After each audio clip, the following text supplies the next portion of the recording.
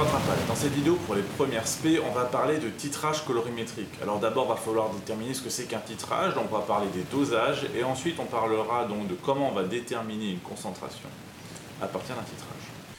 Il y a une vidéo de Terminal S qui peut compléter ça, puisqu'en fait, dans l'ancien programme, les titrages étaient abordés en Terminal S. Donc je crois qu'elle est faite, vous pouvez la voir dans les fiches.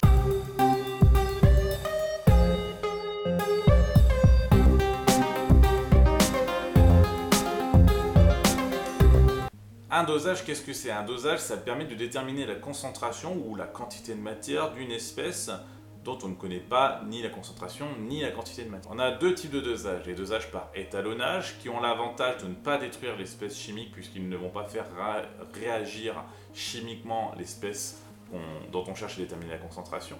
Voilà. Ça, c'est l'objet par exemple de la loi de Beer-Lambert, donc vous pouvez le voir dans une autre vidéo. Et on a de l'autre côté les dosages par titrage qui eux vont malheureusement détruire l'espèce chimique puisqu'ils vont faire intervenir une réaction chimique. Pour un titrage, on a besoin d'une réaction chimique, donc d'une réaction dite support. La réaction support du titrage, c'est elle qui va nous permettre de déterminer la quantité de matière ou la concentration d'une espèce chimique en solution. On a donc une espèce d'une concentration inconnue, qu'en général on appelle A, donc c'est A, ça c'est la concentration de l'espèce A, qu'on va déterminer à partir d'une espèce B dont on connaît elle la concentration. Celle de concentration inconnue, c'est ce qu'on appelle le réactif titré, et celle de concentration connue, c'est le réactif titrant. Souvenir, titré, c'est une forme passive, donc du coup c'est lui qui va subir un petit peu la réaction, donc c'est lui dont on cherche la concentration.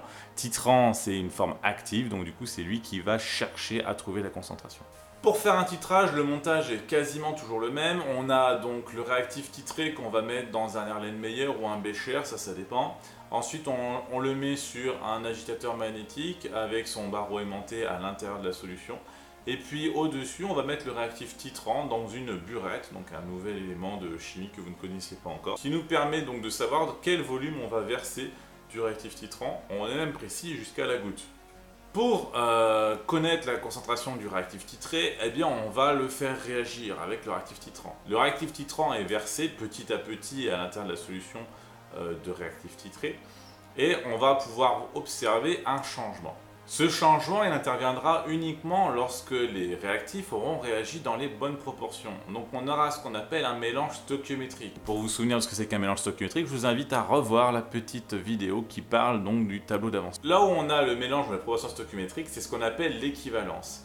Avant l'équivalence, le réactif limitant, eh bien, c'est le réactif titrant, puisqu'on va en verser mais pas assez. Après l'équivalence, le réactif limitant, c'est le réactif titré, puisqu'il n'y en a plus. Lors d'un titrage colorimétrique, en fait, l'équivalence, ça va être repéré par un changement de teinte de la solution. Parce que colorimétrique, ça vient de couleur, quoi, évidemment. Ce changement de teinte, eh bien, il va être de différentes natures. Soit on peut avoir une solution qui était incolore et qui tout à coup va se colorer. Soit on peut avoir une solution qui était colorée dont la teinte va disparaître. Soit on a une solution qui va être d'une certaine couleur et qui va carrément changer de couleur. Alors pour que ça change carrément de couleur, on va plutôt utiliser ce qu'on appelle des indicateurs colorés. C'est le cas pour la réaction acido-basique que vous verrez en terminale. Donc les indicateurs colorés, ils ont la particularité de changer de couleur au moment de l'équivalence. Pour certaines disparitions de teinte, c'est très difficile à voir, notamment le jaune qui devient jaune très clair, et à un moment donné, on ne sait pas quand est-ce que le jaune très clair devient incolore.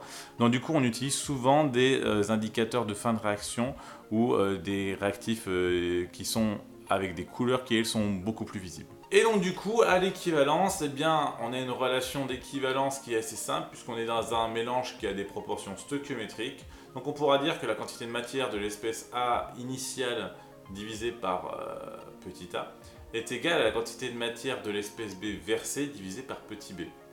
Comme ici on a des concentrations et des volumes, eh bien on aura CAVA divisé par petit a est égal à CBVB divisé par petit b. Et grâce à cette relation-là, on peut déterminer la concentration en A, puisque c'est elle qu'on cherche. CAVA divisé par petit a est égal à CBVB divisé par petit b. Ça nous donne donc deux têtes, CA est égal à petit a divisé par petit b, fois CBVB divisé par VA. Et voilà. VB, on va le noter VE. D'ailleurs, je l'ai noté VE là, parce qu'en fait, c'est le volume équivalent. Le volume de B, donc de ce qu'on a versé en réactif titrant, eh bien, c'est le volume à l'équivalence. Donc c'est fini pour cette vidéo sur les dosages et les titrages. C'est pas forcément compliqué dans le principe. En pratique, c'est pas non plus beaucoup plus compliqué. Donc il va falloir juste en faire pour pouvoir s'habituer à la méthode. Je vous laisse vous abonner, laisser des commentaires, regarder la playlist, vous avez toute liberté à faire ce que vous voulez sur cette vidéo-là. Je vous laisse avec une citation de Haruki Murakami, un japonais qui parle de concentration. Ce qui est important, c'est la force d'attention. Les gens qui n'ont aucune capacité de concentration auront beau écarquiller les yeux, ils ne verront rien.